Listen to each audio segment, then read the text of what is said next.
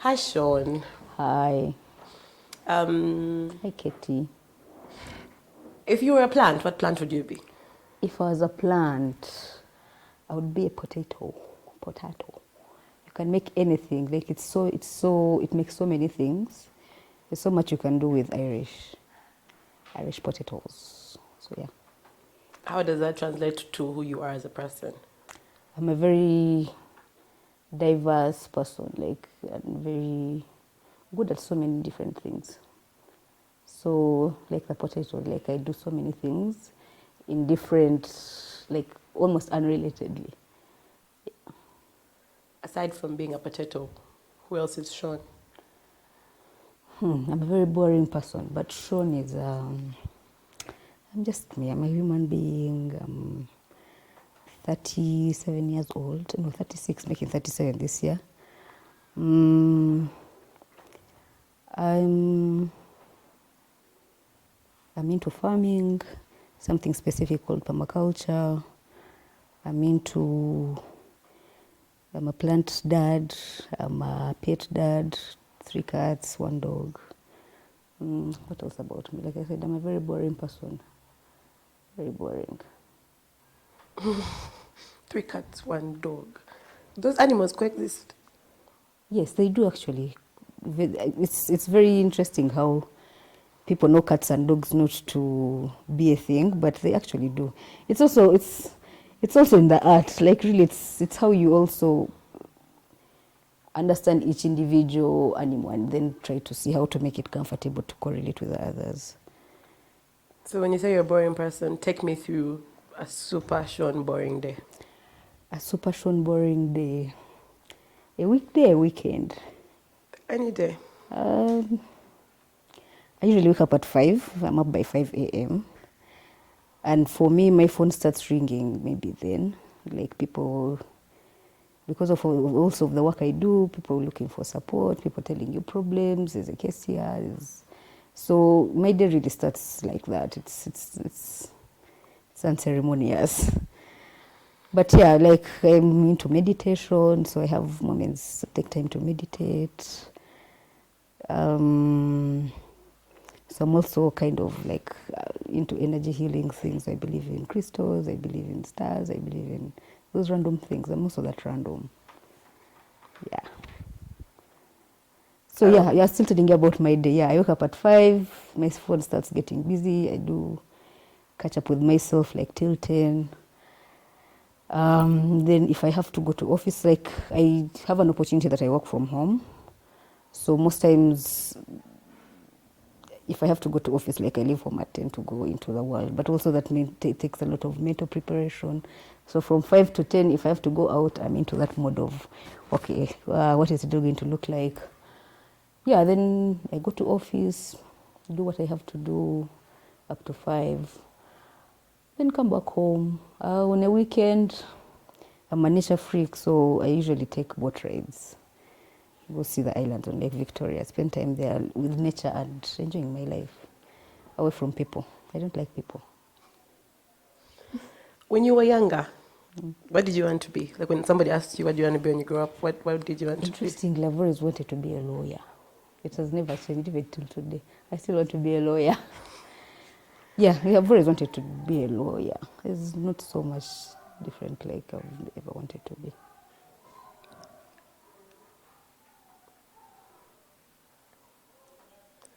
So you went. So again, speaking about the young person growing up, what was that like? Interesting question. So, um, that's a very interesting question. It was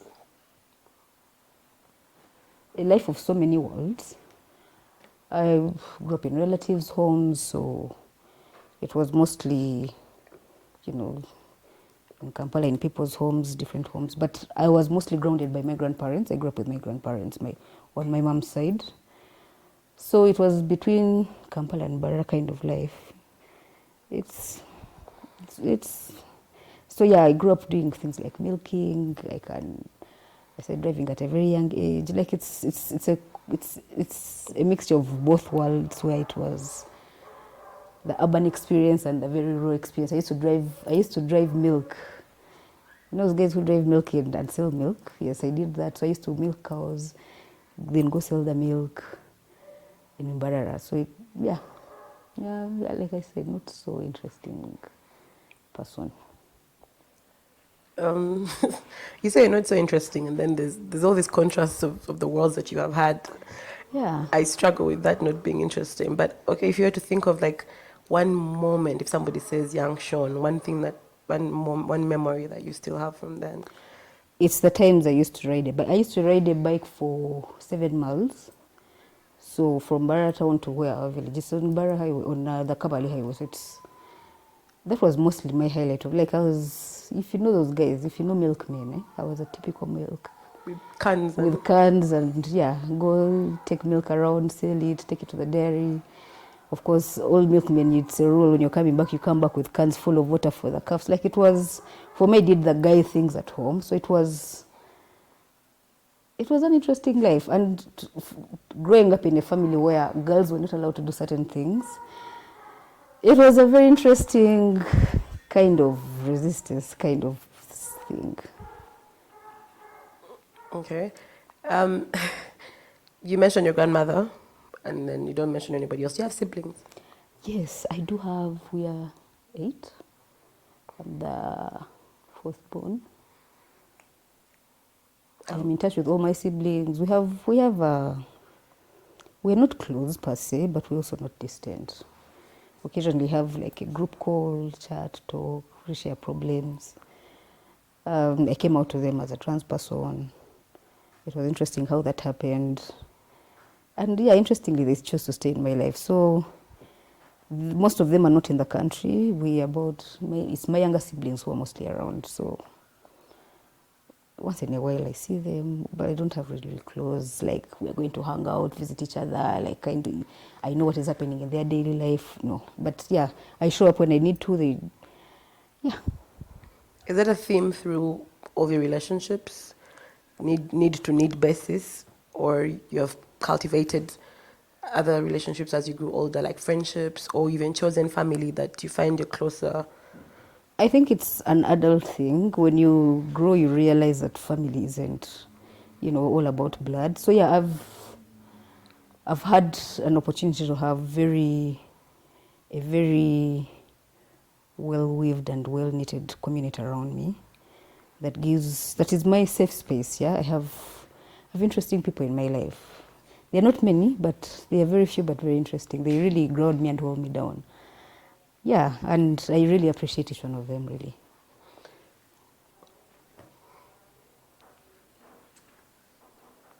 I would love to take Shawn back to the dream of being a lawyer. How is that going? Let's say I'm a practicing non-lawyer. I don't know if that makes sense. Over the years, I've had an opportunity to interact with law in terms of the kind of work I do as a paralegal and eventually as a co-founder of Ubuntu Law and Justice Center, which is a legal entity. And I still, like I've said, it's still a dream. It's still something I want to pursue. I've just been trying to figure out things to do around changing my academic documents and my current identity. It's a process really that I'm still working on. But yeah, I certainly am going back to law school to do that law thing. Speaking on your work, you've been heavily involved in the movement in ensuring that LGBTI people have legal representation when detained. What has been one of your most challenging cases that you've responded to? Woo! That's a very interesting. I've done this work since 2014, when I was working with one of the oldest legal entities that serve the LGBT community. So I have gained it's quite an experience. There are maybe two cases that there are so many cases that I would say have been challenging, but also very rewarding. The Ram arrest where Ramba was raided and 120 LGBTI persons were arrested. For me, that was a time I was actually also not very active in, community, in like with an organization and everything, doing work freelance and when I wish and when I want. So I get this call, people are arrested, and this is a specific organization. They're like, okay, just help us come and get only our people. Then I reach police, I go to just get 2 people. I know 120 people have been arrested. I'm like, I probably don't know anyone in this group. I just reached CPS like this, and the first 4 people I knew were lesbian women that were very good friends of mine. So in that moment, I had this oh shit moment of, I am here for a long day, like it's going to be a very long day for me today. But yeah, it's interesting that out of the 120 people that were arrested, I think only 50 people went to court. So that shows you the kind of work that I and others at police managed to do to make sure that people get released. The other one is...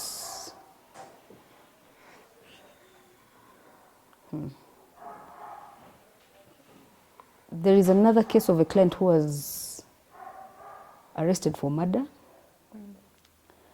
And for me, I think it is one of my highlighting cases that I've really worked on. So this person was arrested, kept at police, I intervened. And it was an accident really, like they had a fight with someone, pushed the person, like they had a fight, they had an issue with someone, and then the person went to sleep and didn't wake up in the morning. But because the public just last saw this person having an argument with this person, they conclusively said that they were responsible for their death. So I followed up, and I managed to help this person get out of jail, and also like all charges were dropped against them. It took a lot of like skill that you don't learn like from any of these, these trainings that we attend. It took talking to community members, because I found it was the community that was pushing for this person to go to jail. So it took having a meeting with those local people, having a meeting with the person's family who had died. Like it was a whole week of this has to, like somehow this person needs to, because honestly I had not done anything. So yeah, these are some of my highlights really in this work. Of course, then you have to, while doing that, you engage heavily with police. Yes. And these have been documented as one of the biggest perpetuators of violations against LGBTI people. That's true. I wonder what that conversation is like for you to convince a person like that to let the law reign and then the later person. In most cases, the law is very clear. So you have protection, you're following a specific guideline, yeah? But of course, I, as a trans person presenting myself at police, that starts the conversation of, it's like by the time I'm engaging in a case, the conversation has started on a very different front altogether. The first question is, are you a man or are you a woman? So it starts with those challenges.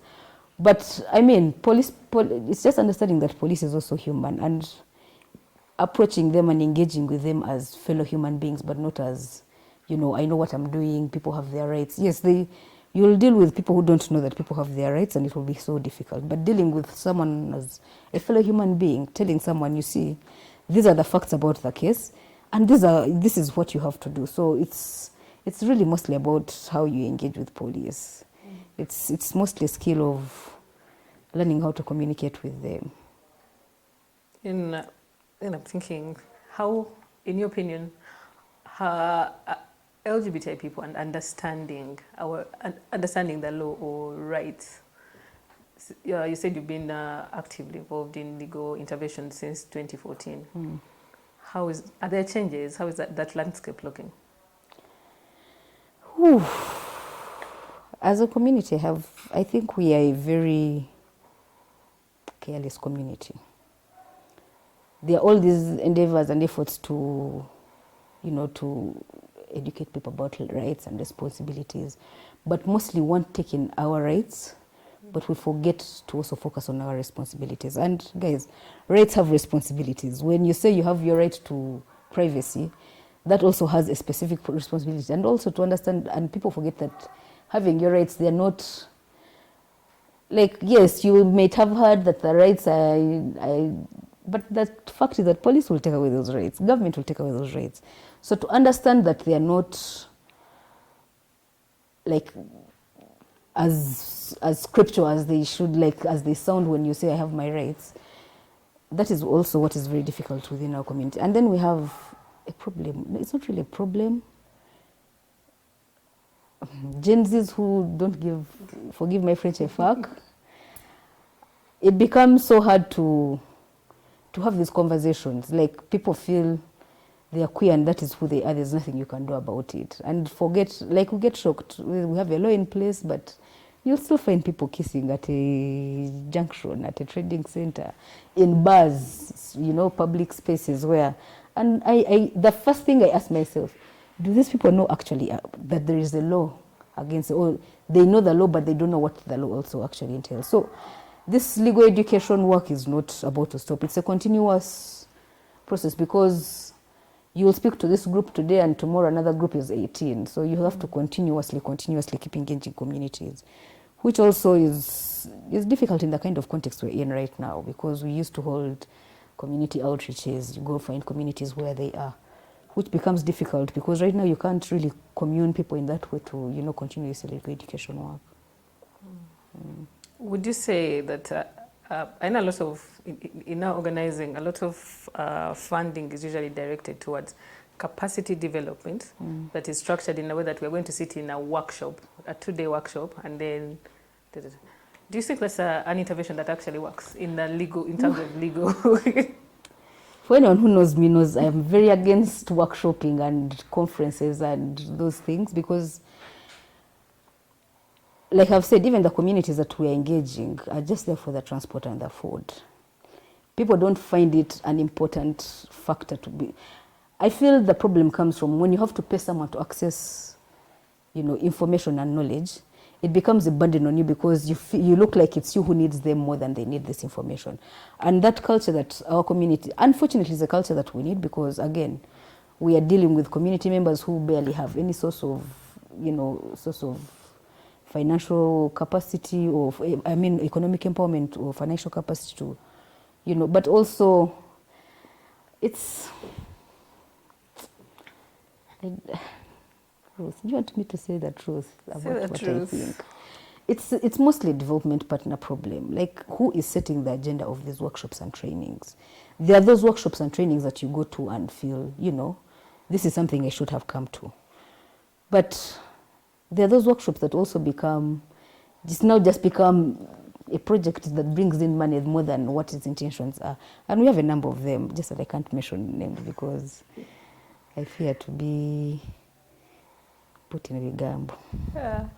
No, that leads me to the current work that you're involved in. I know that you've been a big advocate for restorative, that's the word, justice. How, first of all, the why do you think at this time, 20 years after organizing, the movement is in need of that? Ooh, Rose, and actually, what is that? You people are putting me in a very hot seat today. So I think it's, for 20 years, as you say, we're a movement, a community that does not have accountability systems. And like any other communities or any other societies, this organizing comes with its own challenges. If you realize we have over 300 organizations that have been, most of them have been born out of conflict. We start an organization together. 1 year down the road, we disagree. Just because I know how to start an organization, I get another person, we go and start another organization, just exactly doing what you are doing. So it's mostly for us to think and talk about restorative justice. It's about how do we, one, as a community, have accountability systems, also coming from the fact and acknowledging the fact that we are not a holy community. We have wrongdoer. We have issues that have happened within the community. We have Elisha today who is a product of unresolved issues. Yeah, I keep on imagining, what if people like Elisha had platforms to maybe lodge what their community complaints are? Maybe it would have had would be at a better, a different direction by now. But also, for a very long time, is even the conflicts we've had within our communities. Things are like IPV, sexual harassment, sexual abuse. We have people who don't pay people who employ people and don't pay workers. We have a lot of things that are going on in the community, and the legal systems or mechanisms in place that we have tried to use. For example, an organization like HIRAF has alternative dispute resolution. Does alternative dispute resolution, but they will tell you, in a case of two queer people, where let's say it's a criminal case in nature, they're not going to represent either of you because their interests lie, you're both their clients. So you're left with a challenge where now you have nowhere to find redress, yeah? So it's a thought of how do we create something that is tailor-made to our needs as community, but also that does not tear our community down, that instead heals and, weaves and builds and does other things. Because 20 years down the road, and we are going through the challenges that we went through 10 years, it also shows something.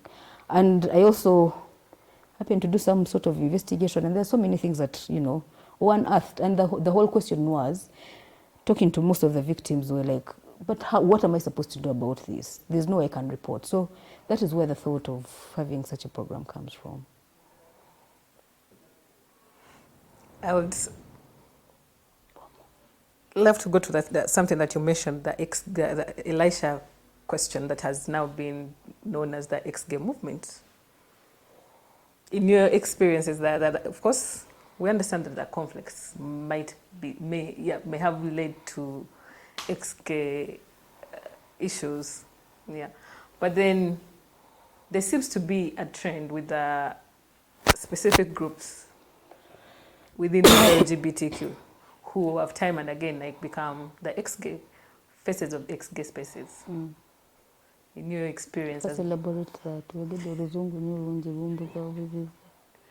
Okay, maybe I'm wondering of the issue of Elisha, and who has now we've come to know as ex-gay movement or ex-gay activist, and restorative justice, conflict resolution that allows us to get to, we call it weave the movement without destroying. And there seems to be a trend with the younger generation of queers to want to rip things apart because, I don't know, so what sometimes has been termed as entitlement. What's your take on that? I think we have a system that has created this entitlement. Like I said, if someone is plotting their week around workshops and trainings and knowing that every week I'll collect 100K from maybe going for 20K workshop trainings, yeah? So and also the fact that our community, we know we are dealing with people who are either not so well educated, don't have jobs, don't have any source of social security. People don't have shame. And to deal with someone who has nothing to lose that's again like what measures have we put in place to deal with such people? Because we accept they are there, yeah? But how do we call out people in such a way that they get to know that we know what they're about before they actually go do what they're about? Doesn't make sense. So it's a systematic issue. It's a challenge that we need to collectively find how to resolve, because it's not about to stop. It's also the economics of the day. What kind of economy are we in? Like, it's global issues being channeled through this one person, and it's just a reflection of what our community is as Ugandans. When they talk about youth, the young people not having jobs, that is what essentially it actually means. So it's about us having, how do we also be creative about how to solve some of these things beyond workshops and trainings. What other programs do we have for the community, for community members to actually get that empowerment or in whatever it is that will make them self-sufficient? and not mind if Kuchu Times has organized a workshop and not invited me, because that is where things start from. People suck up to shit because they want to remain on a certain attendance list.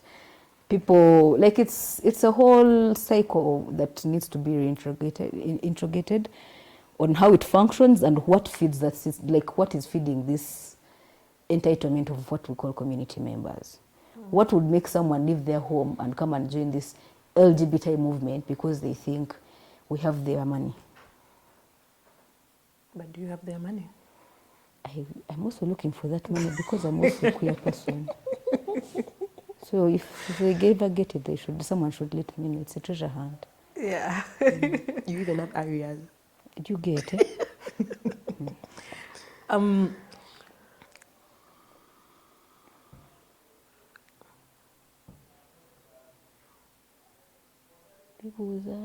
No, I'm thinking about how, in theory, restorative justice sounds really like something that we really, really need.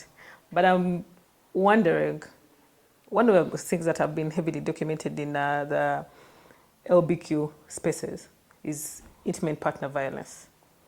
That seems to be heavily rooted, more so in power dynamic relationships where leaders, people who people look up to as, people have structured as leaders, which is such a terrible word to use, but more when women get into relationships with more established, more women within the movement, intimate partner violence, more so masculine presenting women. That dynamics has reported heavily issues of IPV. And I know that you've done a lot of research around such issues, violations, sexual, physical, and otherwise. Why do you think that that's the dynamic? It's that whole thing of we don't have systems of accountability. If you beat me, I would ordinarily go to police, right? How do I go to police and say I'm in a relation? My partner has beaten me. Like it's rooted in that gap of we are lacking this kind of system to help us address these things. And it also comes from a place of even the legal environment that we are in.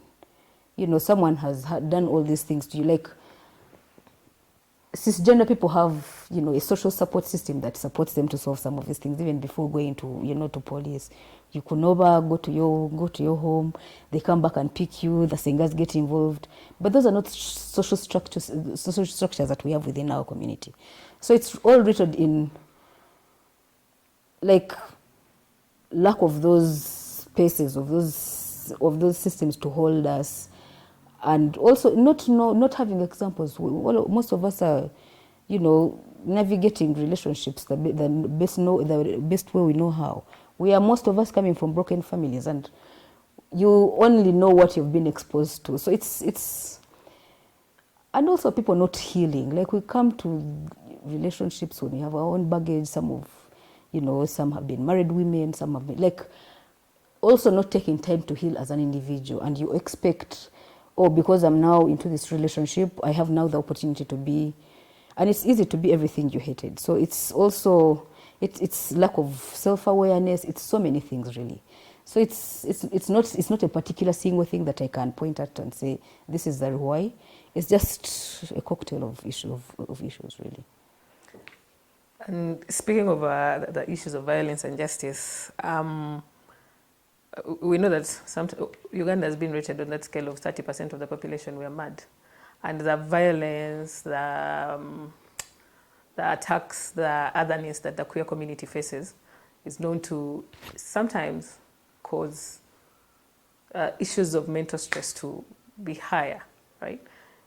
How valid is that statement, and how have you seen that manifest within the community? Because I know you actually also work on mental wellness.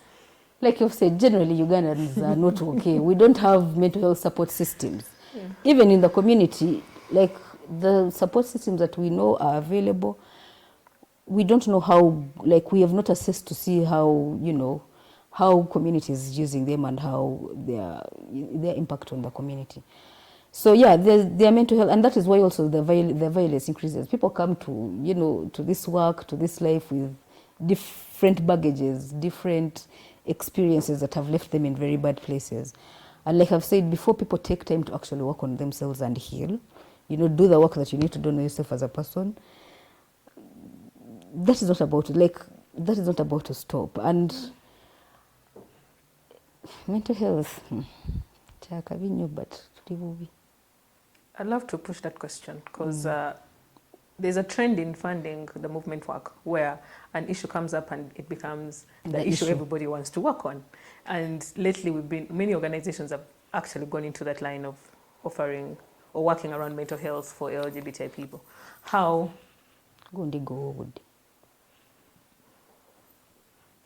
There are some reservations that some people within the movement may hold about how effective, how capable are we as queer people to structure responses that will not cause more harm.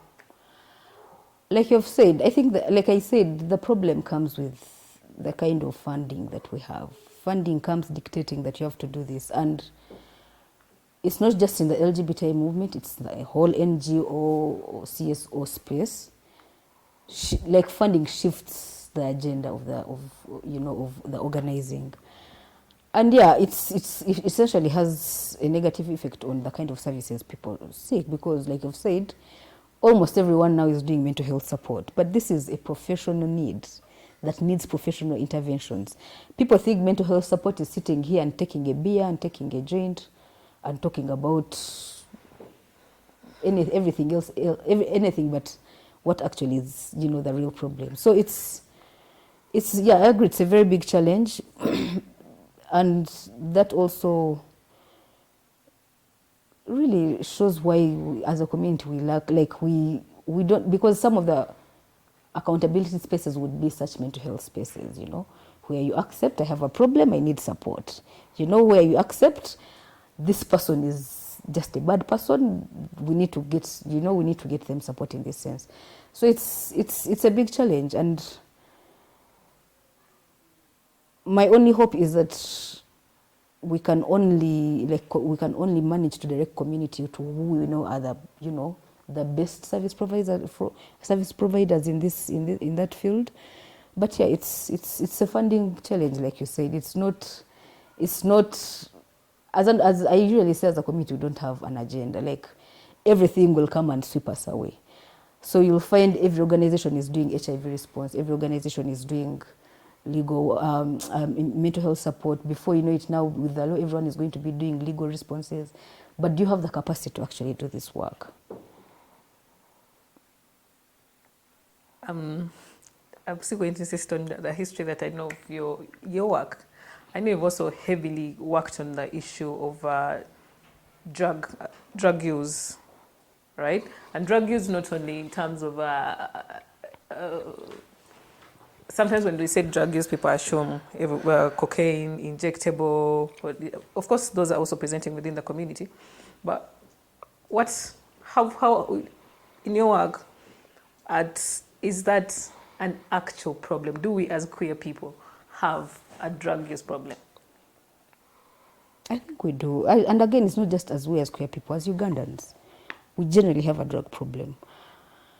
And it's becoming more apparent because, one, drugs are these days readily available. In our days, when we were younger, we never had access to some of these drugs people have today. Like I was told recently, there's actually an ice problem within the community, where it's becoming a serious thing. And we've lost someone because of, but these are conversations that are not.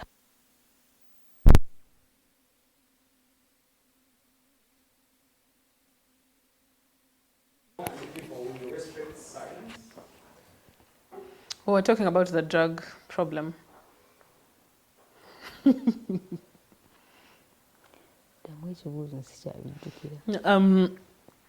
We're talking about the issues, some of the issues that are why we need restorative justice, and some of the struggles that the community is struggling with. Shifted. And then your work that has involved, one of the things that you've worked on heavily is the issue of drug use within the community. how, what's your take on that problem? Oh yeah, the drug use thing is a problem that is just beyond our community. But as a community, it's a thing, like it's unfortunately there's a safe space that many of us have, resorted to, which is slowly destructive, because we've had people get problems from bars, we've had, people get hooked up on ice, we've had people get arrested because of, weed and all those other drugs. So it's an apparent problem, but like any other Ugandan community, it's unfortunately like the coping mechanism that most of our community's members have. And unfortunately, like most of these drugs being cheap also doesn't make it very easy. They're easily accessible on black market, and you can't also monitor who is hooked on drugs and who is not. What I can say is maybe we need just more people to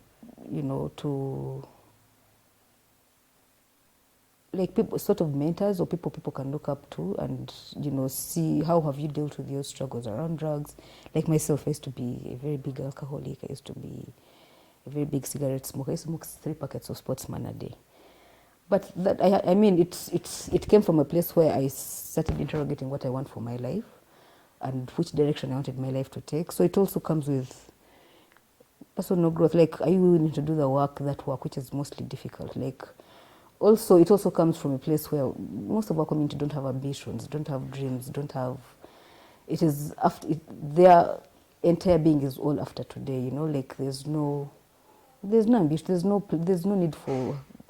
They are not. They don't even see themselves beyond the next day. So it's a very needed conversation, but a very difficult one to have, because also getting people to honestly, speak about these issues is also not easy, because it's a very embarrassing, journey with drugs for most people. So for people to have those honest conversations about, what drugs do to them, or who they are when they are on drugs, or, what kind of insecurities do they bring about and around to themselves because of the drugs, is going to be a very delicate conversation to have. But we need to create more safe spaces to have these conversations, because we are losing people. We are losing very intelligent people to alcohol. So it's a very, very delicate but rather needed conversation to hold. How we are going to do that, you and I will still keep in conversation. I'd love to hear more on your journey of in overcoming the issue of drug use. How was that? What support did it take for you to come from 3 packets of Sportsman a day to 0? How long did it take? To 10 sticks of weed a day.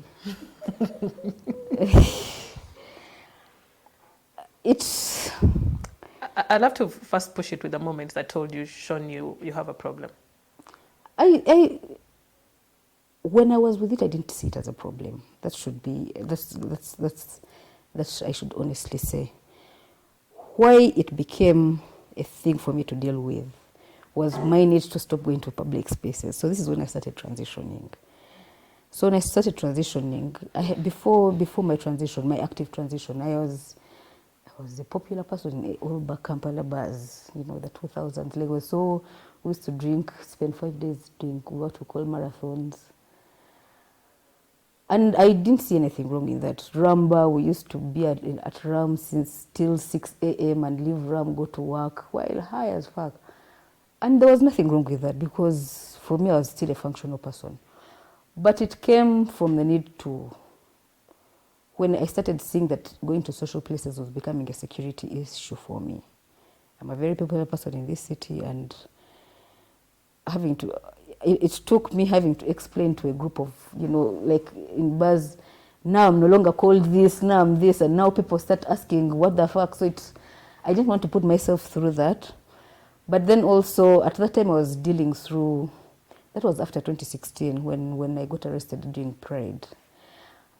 That time I was going through a lot of I was doing intentional work on myself, like thinking about what do I want for myself. I'd figured out so many heartbreaking things about, you know, the community thought that we are, and I was like, is this what I want to keep in? Is it? So for me to do that work was also wanting to be someone different and something different for myself. And also, I honestly got bored of drinking. Like, it reached a point and beer still tasted the same, like not interest, not fun. Then what was my breaking point was when Sportsman was increased to 7K. I was like, maybe that. It was not a good investment. So it was so many things. I looked at life, and it was not just a journey of I'm going to try. I just woke up and I was like, I don't want to do this anymore, and I didn't. So the thing about alcohol use and control and stopping and is a very deliberate, very, very intentional and deliberate personal decision. You have to, these things they say there's medicine, I don't know, that's not BS. You have to want it for yourself, and that's the only way you can do it. Living these things is very easy. It's just you to want it for yourself and decide this is not something I want to do anymore. But also that comes with some incentives, like what is pushing you in life, you know, to be that kind of person that you want to be. It's a very triggering conversation. I know. Sorry.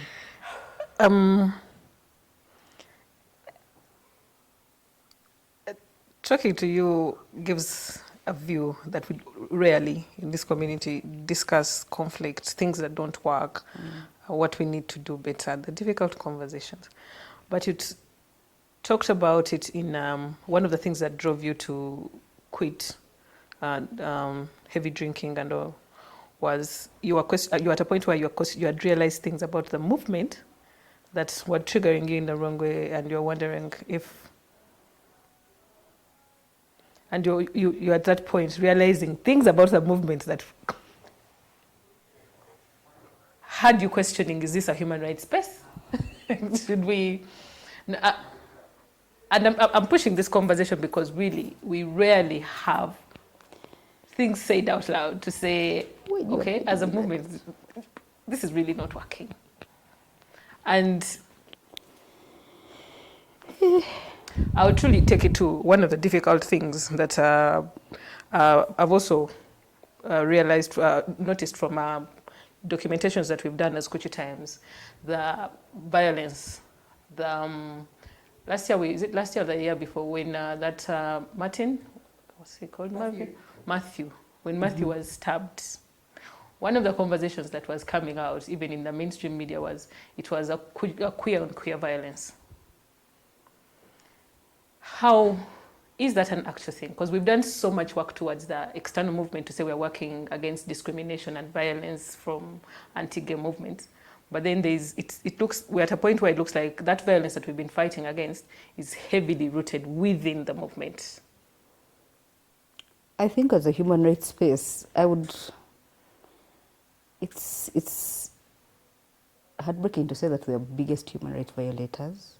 Again, because there is no system to hold anyone accountable. You will not pay me for 12 months, there's no way I'll go and report. I will come and tell, the best thing I will come and tell is maybe my partner and my other friend, and there's really nothing you're going to do about it.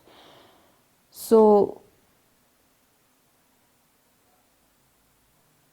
that kind of, like the violence within our community is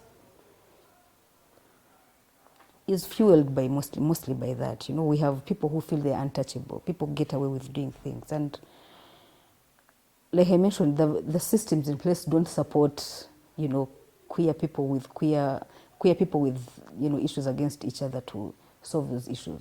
So it's the lack of where you're going to report, what can you do about it, you know.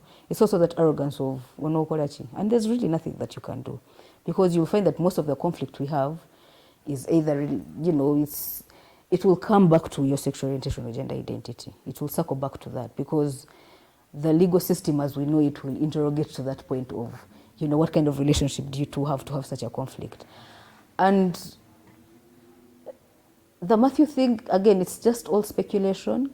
again, if we have systems in place that can help us do those kinds of investigations, because we know so many things have happened that have gone, up to today we don't know. We just there's so many cases that of murder that have. There's was it a paralegal in Jinja who was also found in their house dead. Like then there was that trans woman in Nansana who was also beaten by a mob of border men. Like, have we taken, like, if we also had systems to help us also get our own reports about some of these things, maybe it would help us see how to respond to some of the violence that we get in the community. But like I've said, you come, start an organization, automatically you're a leader. And that puts you in a different category of, of untouchables, And people have money. We know money talks everywhere, that is. So it's bigger Ugandan issues that are channeled down and fueled down into our community. Honestly, what we face as a community is not different from what our larger society. It's a true reflection of what the bigger Ugandan society looks like. Is for someone who has done so much work in the different areas of the movement, from working to address the drug use, legal intervention, restorative justice, is there hope? Some more 20 years down the road. I think hope starts with having these conversations. Acknowledging that we have a problem is a starting point, yeah? And for us to be willing to have these conversations also a step towards, what hope can look like. As is, it is totally hopeless because, like I've mentioned, I did investigations, but there are things that need to be handled. But which platform do you have these things resolved from? So even when the research has been done and but how do we actively actually have mechanisms in place too? So starting with these conversations and sort of doing a Gwanga Muje kind of situation to give people hope, because I think also hope comes from those of us who are in this side of, of doing this work. And I think that is why we do this work, like to find innovative ways to, develop tailor-made solutions for our community. So that also keeps us on our toes to see how do we actually, because it's an apparent problem.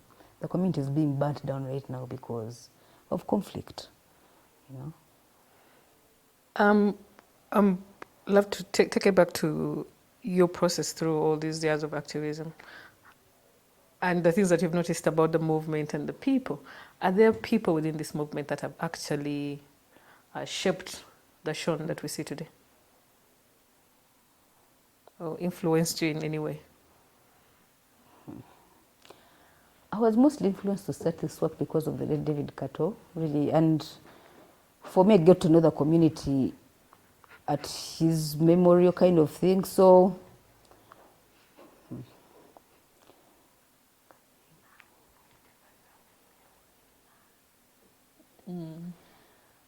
and that is one of the person who, one of the people, even in his afterlife, that really, like for me was a springboard to get into this work, because I realized, there's more people like me, and there's actually work that we can do.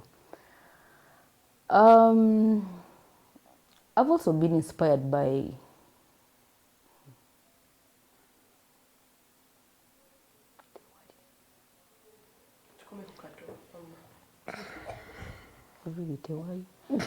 but I've also been not really inspired, but I've been nurtured by people who have believed in me. For example, Frida Mutes, who was my boss at TRF.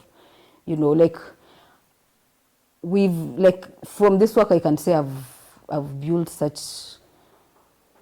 from such people's mentorship, people who saw the passion and saw the capacity and decide to enhance that capacity. So that's mostly what I can say about. If Shawn's life is to end tomorrow, how would you like to be thought of?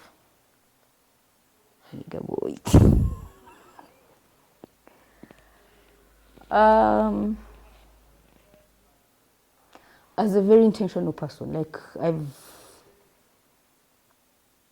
I've taken time. I've really done the work to be very intentional with my space, myself, my circles, my friends, even my enemies. So it's a very intentional person. You'll have to be sort of as an intentional person. Whatever that means or translates for you.